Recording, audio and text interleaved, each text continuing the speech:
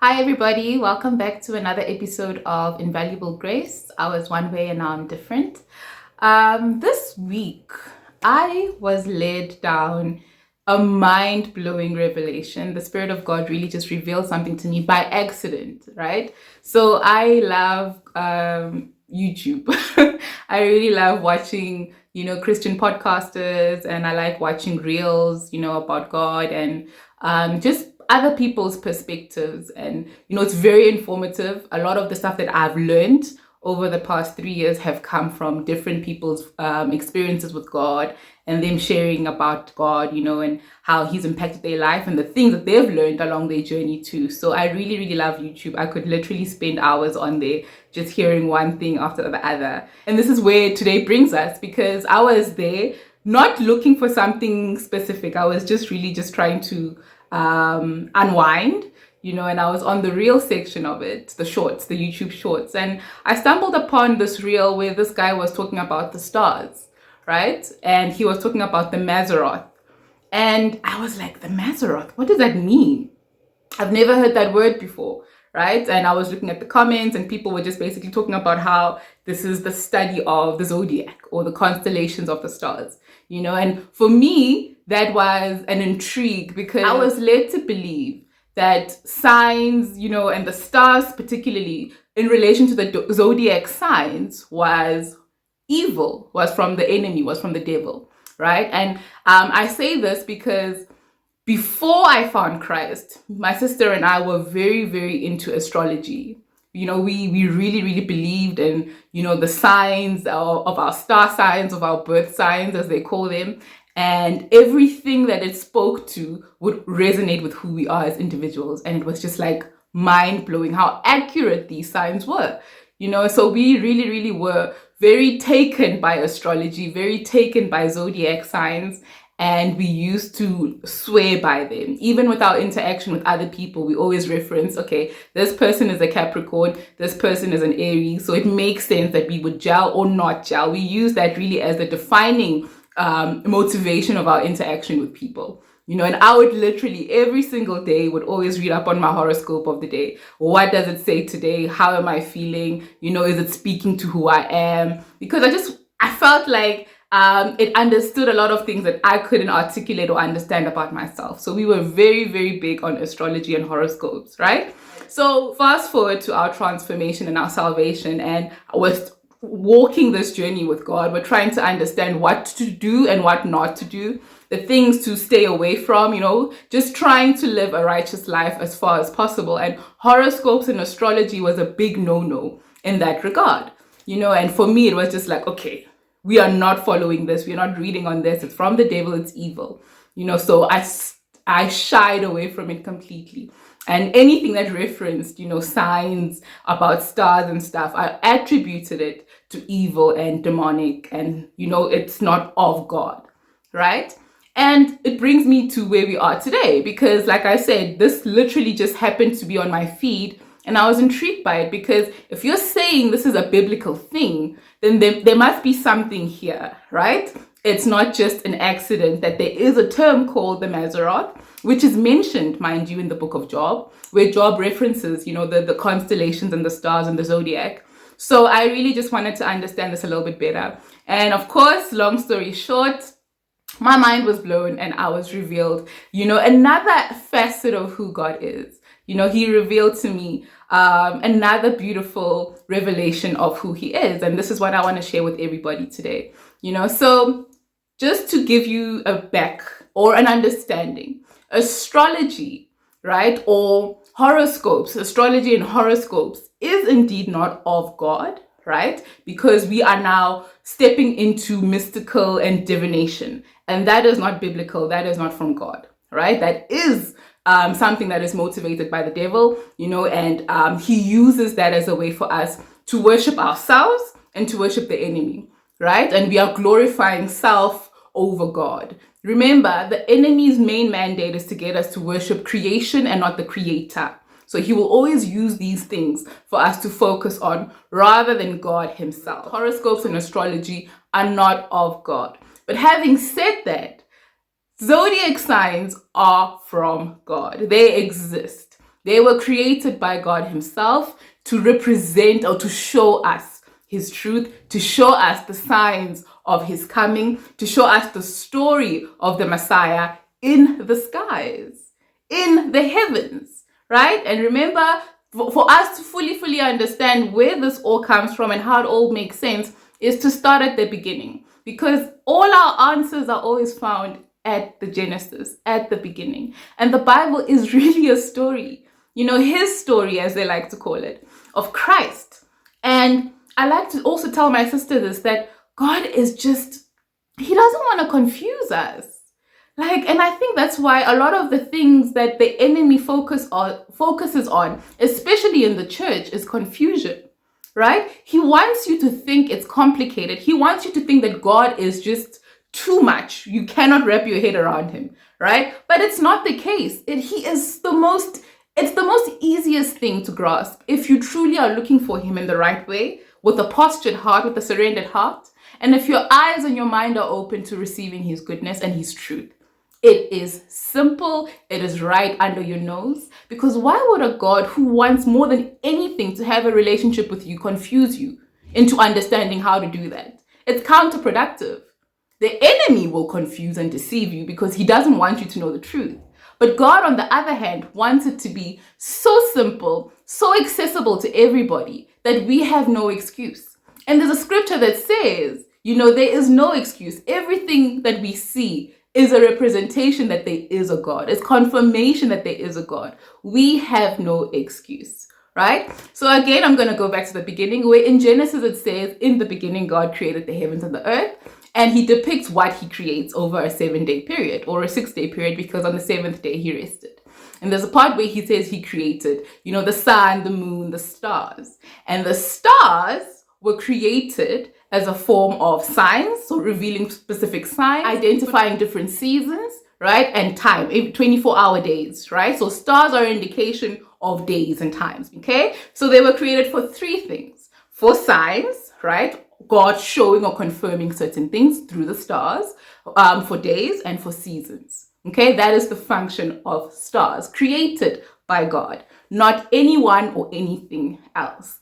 Then fast forward and we see all of these symbolisms, right? And God uses stars as signs of that. So we've got Abraham, of course, is possibly the first reference we see of stars, where God is telling Abraham, look at the stars. Your descendants will be as numerous as these, right? So I'm pretty sure, I don't know, but I'm sure in Abraham's walk with God, especially when, the promised son that God said they would have didn't come, and they were waiting and waiting for years and years and years, he would often reference what God said to him by looking at the stars, using that as a remembrance that he said. So I literally just have to look up and remember God's covenant and promise, right? So that's the first sign we have in the Bible.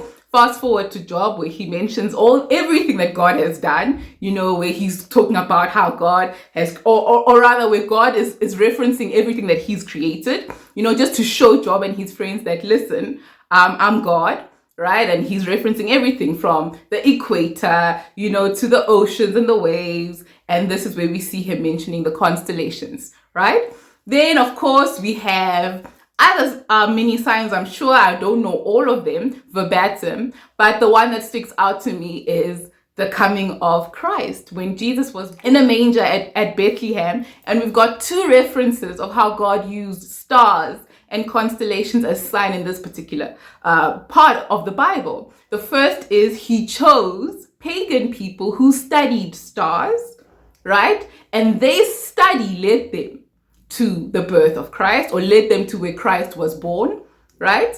And we've got the shepherds in the fields who saw a sign in the sky through a star, and that star led them to Christ as well, right? So we've got all these references of how God is using this particular, creation of his as a sign, as a reference, as a point of reference to what he already said, as a confirmation, as a guide, as a compass, right? Then now let's talk about the zodiac, so we can fully wrap our heads around where the enemy has now deceived and twisted and turned it into something that it was never meant to be. Okay, so now we have the zodiac, which actually means a path, right? When you translate it into English, zodiac means a path to something, showing you the way, revealing something, right? So we've got all these 12 zodiacs in the sky, which is where we get the horoscopes from, which everybody knows, right? But what's so interesting, and this is where the part that really just blew my mind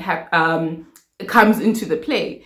Each and every one of those signs, or the constellations as some of us know them, are positioned in a way that tell a story, right? And think about this. There are so many cultures and religions in the world who references all sorts of stories and conclusions of stars, and they're creating all these elaborate things. I mean, think of Greek mythology. That's the first one that comes to mind. But why is that the case? Why is the enemy so hell-bent on twisting something? And for me, that is sign number one. If the enemy is trying to distort something so potent, such a heightened, and immoral way, then you must know the importance of that thing.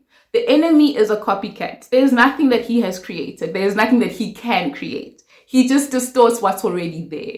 And this is where this came into the play, because my transformation made me believe or think that stars or understanding or reading into stars is a big no-no, right? Because it always led me to horoscopes and astrology. But what we have here is the fact that God created stars as signs, and the astrology or the zodiac signs depict the signs that God is referring to. We have the same signs referenced in the book of Revelation. That's another book with all of these amazing signs, but they are not that deep. They are literally right under our noses. They are right there in front of our eyes. God has put them there because he wants us to see what he's been saying. He wants us to see the truth of what he's been saying all along. He doesn't want to confuse us, right? So we've got the 12 zodiacs. And what's interesting here is we start off with Virgo. We all know the star sign Virgo, right? So the story of the constellation begins with Virgo. And if we reference that to the sign of God, is the Virgin giving birth to Christ, right? So the redemption story starts here. Starts with Virgo, then we move on. Then we have, I think it's Libra. And Libra represents two scales, right? Two scales of mercy and justice. And that is what God represents. If we know the God of the Bible, that is who he is. He's a God of righteousness. He's a God of mercy. He's a God of justice, right? And that is who he is portrayed as mostly. So we've got the scales. Then we've got Aquarius, right? So Aquarius is a symbol of a man holding an urn and water pouring out. And I mean, how many references do we have of Jesus being the living water?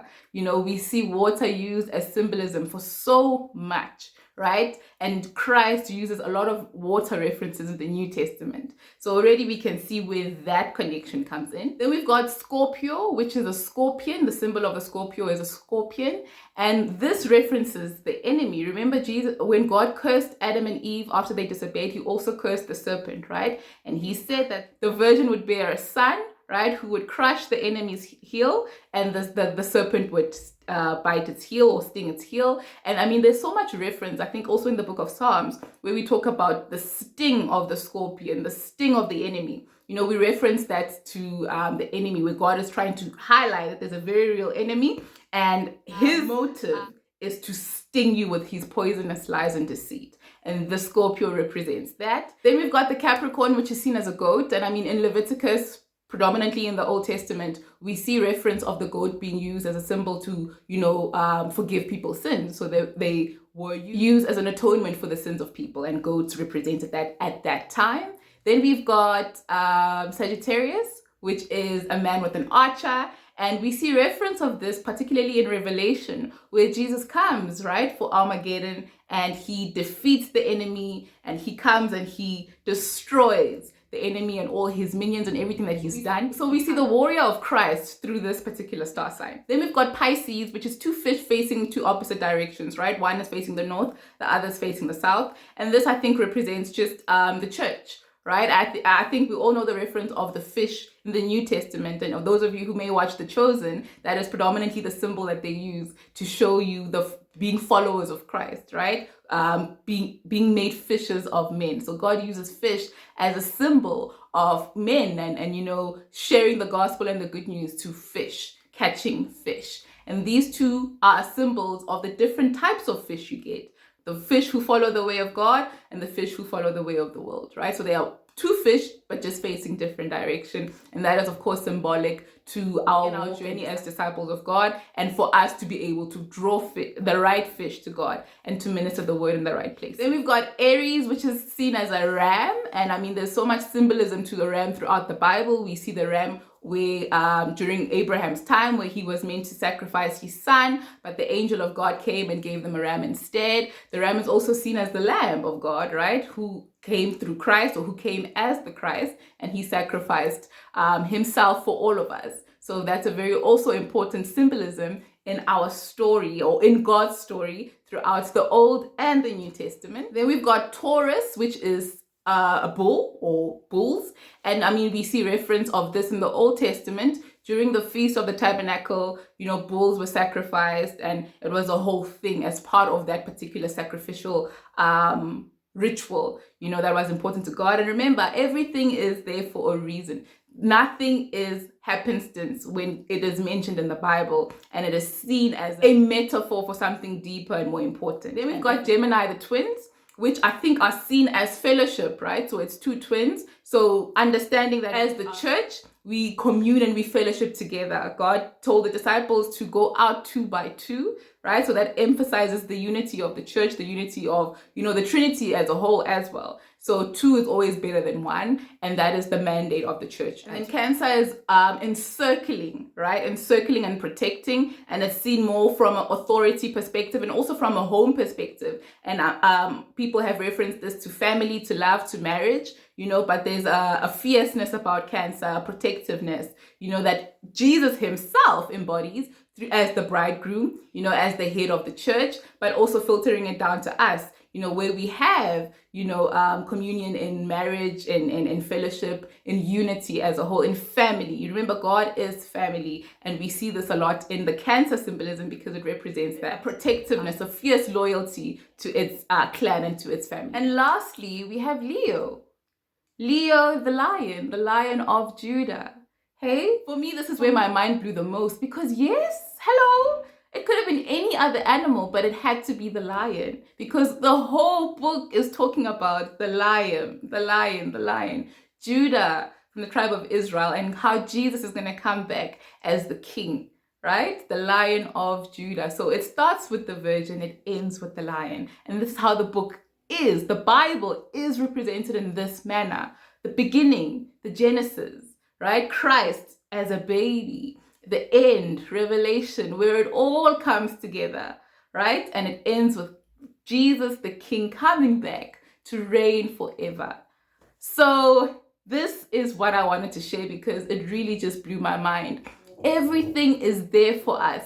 The signs are there. The Bible is confirmed in so many ways, not only prophetically, but literally. In everything we see and touch and experience, the signs are there. God doesn't want to confuse us. He wants us to see it. He wants us to believe it, to understand it. The enemy is an enemy of confusion. Everything he creates is to bring division and confusion, right? Is to make you separate yourself from understanding the truth of God, which is so simple, even a child could understand it. But we are raised to believe that, it's only the big signs, right? The sun falling from the sky, right? These big signs and wonders, and people being raised from the dead, and all of these glamorous wonders that God is not trying to promote. It's in the simplicity that God is seen in the most, because he doesn't want to confuse us. So I wanted to share this with you, that the next time we look at the stars, we must see them as what they are. Signs from God confirming his story that is already written for us to take reference from, but we see it in his creation too. Not to be worshipped, not to be idolized, not for us to find identity in, but for us to glorify and confirm, the kingship of who he really is, and to confirm that he is who he says he is. It is not a mystery, it is not a wonder, it is all around us. We have no excuse. All right, so I really just wanted to share that with you. And I hope that you understand that it's not astrology, but it is the creation of God that manifests the truth of who he is to all of us. All right, so be blessed, and I will catch you in the next episode.